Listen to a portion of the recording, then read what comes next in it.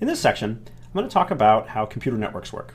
So computer networks are kind of like a phone system for computers, where any computer can place kind of a data call to any other computer. Now, the basic outlines of how it works are surprisingly simple, although of course the details are fairly complicated. But I figure, just making up a statistic, I expect most Stanford students are using a computer network within 10 minutes of waking up in the morning, and probably within 10 minutes of falling asleep at night. So I figure, well, it's kind of worth knowing. So I'll start at the small scale. A LAN stands for local area network. These are very common. A LAN is a network that would be used to cover maybe one floor of a building, or maybe just within a house or something like that. So I'll talk about that case first, and then in the next section I'll talk about how that scales up to cover the entire Earth with the internet. So two very common examples of LAN technology are Ethernet, which is uses wires, that's wired LAN technology, and Wi-Fi, which is the wireless radio, sort of analog to Ethernet. Those are both incredibly common, so those are worth seeing. So let's talk about wired Ethernet first. So the way wired Ethernet works is it uses these wires that are maybe about the size of a soda straw. Here's a picture of one. And they terminate in these jacks. This is called an RJ45 jack, which is a little bit bigger than a phone jack. And here you can see the wires going into it, and the wires are all, a lot of times they're blue or yellow. And Ethernet is good for about 100 meters maximum length. So you can see that's how it sort of covers, basically one building or one floor or something like that. Here's a picture of a wireless router, but just so you can see the two Ethernet cables going into the back. And so if you've got any piece of, a computer or something that you're going to use Ethernet with, it's going to have this kind of plug in the back, and at some point you end up plugging this Ethernet jack in there. So that's what that is. So what I want to figure is, well, all right, so if you have these wires, how is it the data gets from one place to another? So the case I want to consider is, let's say, here on computer 1, I've got flowers.jpg, just a file with a lot of bits in it, and I want to think about, well, how would I send that over the Ethernet cable over to computer 2? So the way that works, the way all networking is done, is that if you've got a relatively large file, the way the networking layer is going to deal with stuff is to break the data into what are called packets. And so each packet is relatively small. Packet might be 1,000 bytes or maybe 1,500 bytes. So I'll use 1,500 bytes. It's a common size for my running example here. So when computer 1 wants to send this image, really what it's going to do is take the image, all those bytes, 50,000 bytes or whatever it is, and break it into a series of packets where each packet is only 1,500 bytes. And so all we have to think about is, well, how do you send one packet on the wire? And then you can see how it sort of scales up. You just send all the packets. So I want to look at the case very specifically of Ethernet sending one packet. I'm going to start on the right-hand side here of my drawing. So let's say I've got your computer 1, and you've got this packet. And if we were to look inside of it, basically it's a series of bytes, where each byte is a series of 8 zeros and ones. So the way this is going to work is that the sending computer, the way you can think of it, is it just reads through the first byte here, and there's just a pattern of ones and zeros. And so it's just going to follow a scheme saying, all right, let's say that for each one, we'll call that 3 volts. And so I'll put 3 volts on the wire. And every time there's a 0, I'll put 0 volts on the wire. And so it just kind of reads through. You don't have to understand electricity to follow along, but it just reads through and puts a pattern of ones and zeros on the wire. And I'll sort of hand wave a little bit, but it turns out the wire, that pattern of ones and zeros sort of travels along the wire here. It'll make the most sense if you just look at the left-hand side and just imagine the receiver is just looking at the wire. And what the receiver is going to see is a series of voltages. So the first thing the receiver sees is like, oh, 3 volts. Okay, well, I guess that's a 1. And then the next thing that it comes, it's like a pipe. The electrons are coming out. The next thing it sees is a 0. Oh, okay, I guess that was 0 volts. And then there's 3 volts. Oh, I guess that was a 1. Oh, it's still at 3 volts, so I guess that's another 1 and a 0 and so on. So the receiver, you can think of just observing this pattern of 3 volts and 0 volts coming down the wire. Of course, it happens very, very quickly. And from just observing the pattern of 3 volts and 0 volts is able to sort of recover what the original byte was. And so ultimately, that's how the entire packet is sent. The sender just reads through all the bits and sends a pattern of voltage. and the receiver basically reconstructs all 1,500 bytes to get the packet back. So that's actually how it works. That's how it is. You could have data on one computer and they're connected with an Ethernet cable, and somehow it like sends all the ones and zeros over that wire. So a natural question is, well, what about errors? So for modern Ethernet, the transmission happens at a rate of 1 billion bits per second, a billion ones and zeros per second on that wire, so very quickly. And it's easy to imagine, yeah, sure, every now and then there's going to be an error. A 1, for some reason, comes through as a 0 or something like that. So I want to talk about this technique called checksums that are just kind of interesting to see and are really used to detect and correct errors. So the way it works is, I'll look at my little diagram down here, is the sender, before they send the packet, they could look at the whole packet, and it's just a bunch of numbers, right? A bunch of bytes, each between 0 and 255, as we know. And so what the sender could do is go through these numbers and just add them up. So in this case, these add to 491. And the sender will say, let's say, we'll just choose as an example. Let's say our scheme is that we just always take the last 2 digits. So in this case, the last 2 digits are 91, and we'll say, that's the checksum for this packet. And so we'll just put that on the end and send that too. So the way this works is that obviously the receiver gets the whole packet, and the receiver can just do the same addition. So the receiver adds up all the bytes that they got, and they see, oh, did they get 91 too? Do the checksums match? If the checksums don't match, then that suggests, well, some bit in there got flipped. There was some error. Something didn't come through quite right. And so what the receiver can do is just ask the sender to resend that packet.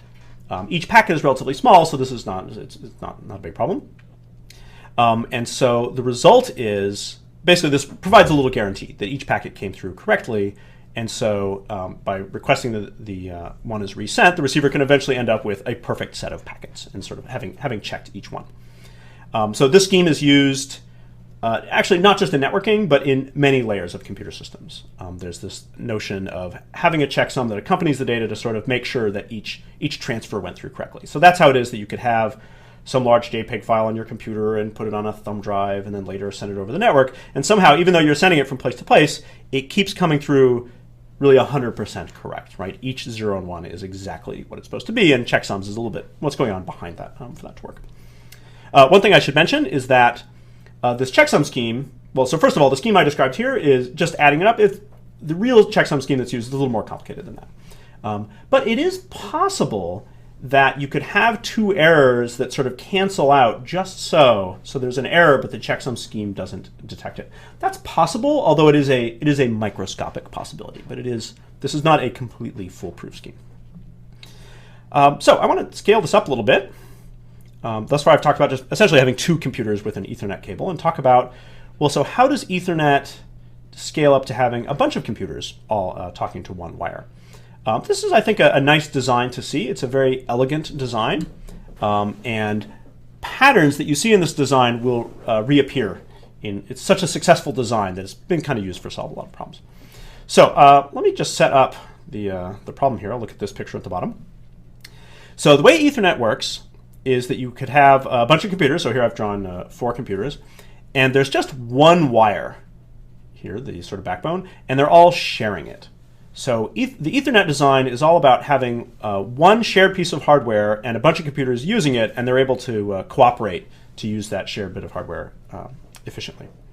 So I want to talk about how it is that one computer would send a packet to another computer on Ethernet in a setup like this, where I have a bunch of computers all sharing the wire. So the analogy is always that it's kind of like at a cocktail party, that if you have a bunch of people all sort of facing each other, they're able to have a conversation, even though 2 people can't really talk at the same time, but they're able to sort of cooperate and take turns, basically. And Ethernet works in a way similar to that. So here's how it's going to work. Each one of these computers has an address, a unique address. So I'll say, computers 1, 2, 3, 4. And when a computer wants to send a packet, so here I've drawn on the left here a packet, the packet will begin with a 2: field. It'll say, what is the destination computer for this? So let's say in this case that computer 1 wants to send a packet over here to computer 4. So computer 1 will get the packet ready, and then what computer 1 will do is wait for a period of silence on the wire. So maybe computers 2 and 3 were having some conversation, so the wire was kind of busy carrying that traffic, but eventually the wire goes quiet. And so when computer 1 hears a period of silence, then computer 1 puts the packet on the wire, sends it out there. And naively, you sort of think, oh, well, it's like the packet sort of goes down here and turns right, goes to computer 4. But really, it's more like a broadcast. The signal of that packet just spreads out on the wire, and it just spreads out to every corner of the wire. So it's really a broadcast. It just occupies the entire wire. Now, the way it works in Ethernet is that every computer is listening to the wire all the time. Everybody listens to the wire. And what they're doing is really they're just listening for packets addressed to them.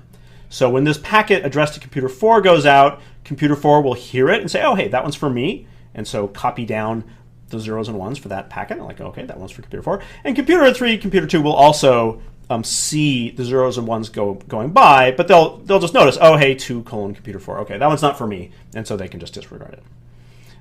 So that's how it works. So the interesting case for sharing with Ethernet is, what if computer 1, as I described before, is going to send a packet to computer 4, but it happens that computer 3 also had a packet to send. And if they're probably, if you're just unlucky, it's possible that both computer 1 and computer 3 will hear the same period of silence. And so they will both decide to start sending on our one shared wire. And so what will happen is the wire can't carry multiple conversations at once. And so if they both start transmitting, there's said to be a collision where the two conversations kind of overlap and they overwrite each other, and it eventually just becomes hopelessly garbled. So both packets are basically destroyed and useless by this collision. So what happens is, ideally, both computer 1 and computer 3 eventually notice that someone else is talking over them, and so they can at least stop transmitting. And so the wire gets back to being quiet. And so both computer 1 and computer 3 realize, like, okay, well, that didn't work. So if they both just heard the silence and just started transmitting again, well, it would just collide again. And so this is a very clever part of Ethernet, which is, well, how to get them essentially to take turns, right? To get one to transmit and the other one to wait. So the way this works is that both computer 1 and computer 3 in Ethernet wait a random amount of time. They just make up a random number and say, well, I'm going to wait that long, and then I'll try and transmit. And so in effect, it's kind of fair. In effect, one of them will end up going first. The wire won't be quiet anymore because it's carrying that conversation, and so then we can just go back to our regular strategy. So that enables that when you get a collision, essentially they both sort of back off, and then one of them is able to take turns. So eventually you're able to use the wire pretty efficiently. So that's how you have a bunch of computers all connected to just this one Ethernet wire, and they're able to use it pretty efficiently. Now, probably most of the people watching this aren't maybe using wired Ethernet anymore. That almost seems like a little bit old. The very common way to connect to any kind of network now is Wi-Fi. And I'll tell you, I'm going to talk about Wi-Fi very little. It's really the same strategy. So the hallmark of Ethernet was that you had this shared wire, and only one person really can transmit at a time, and you want to kind of somehow collectively share it. Wi-Fi is exactly the same. In this case, instead of a wire, what you have is a radio channel. So there's some radio channel that's being used, right? So we've got all these computers. They have little radios on them. I've drawn these kind of lame radio transmitting marks on here. So there's some radio channel. They're all sharing it. And then it looks very much like Ethernet. So they're going to have a strategy of waiting for a period of silence, and when there's silence, broadcasting. All the computers listen all the time, watching out for packets addressed to them and ignoring packets that are not addressed to them. And sometimes you'll have a collision. Two people start transmitting at the same time. You want to sort of notice that, and then have some random back-off strategy so that you can wait for silence again and transmit without overlapping. So it just happens. Very similar strategy works. So just to kind of to summarize, as I was saying, some of the qualities that go into Ethernet's design reoccur in sort of larger problems. It's just a fundamentally a bunch of good decisions, and so I think it's worth seeing for that reason.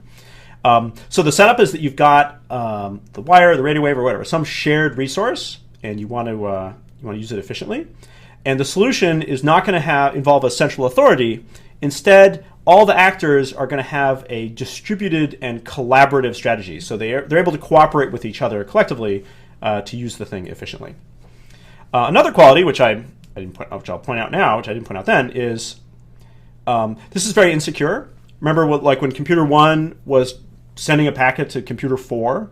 Well, that packet kind of went to computer 3 too, right? If computer 3 wanted to listen in, they could. This really gets back to the notion of, well, what does shared mean, right? Shared in this case means when anybody broadcasts, anybody else can listen. Not anybody else on Earth, but anybody else, within 100 meters, sort of on that same local area network. And so that is certainly true. Now, this doesn't mean that all security on the internet is hopeless. It just means that there's another layer of encryption and security that we would want to add, that the LAN itself is not secure. And so I'll talk about that more when I talk about it in a later security section. Another quality of this is that because you've got this one medium that you're sharing, it means that as more and more computers are using it, the performance available to any one computer kind of degrades. And again, this just gets back to sharing, right? Well, if computers 2 and 3 are tying up the wire with some, sending some big file or something, well, that means that there's going to be less silence. And so computer 1 will sort of get fewer bytes that they're able to send. That's not, it can be a good quality. What you want is that the performance sort of degrades. You get less capacity, but it doesn't just break outright. And so Ethernet definitely has that quality of degrading.